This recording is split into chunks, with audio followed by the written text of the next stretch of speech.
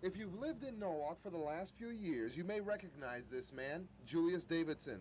He spends much of his time walking the streets with his friends during the day. But Julius doesn't mind walking around town so much. What he does mind is coming home, because when he comes home, this is what he comes home to. Julius used to live at the YMCA in Norwalk, but recently he's lived here, and it's this place that Julius dreaded coming to most. And the barn leaked, water, and it was raining at the present time. When I got put out, it was around in April. Mm-hmm. And the rain was very heavy rain. And when that water comes down through the roof on top of you, I put plastic and everything. I even found plastic different places.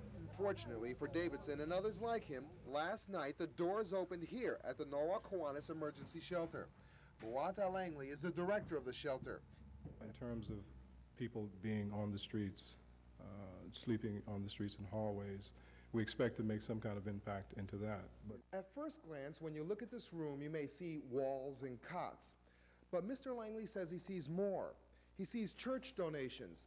He sees walls and electricity from labor unions, a cot from the health department, and painting from students, all that allow a peaceful tranquility for the homeless who come here. From the nun who runs the soup kitchen down the street to the local police officer, they all agree that the emergency shelter will help the community. Langley, who has spent the last 15 years in human services, says he's not worried about the lease, which expires on October 30th of next year, as long as people will have a place to sleep in the meantime. I think they're perfect. As a matter of fact, it was about one of the best night of sleep that I had in a long time. In South Norwalk, I'm Frank Boris, News 12.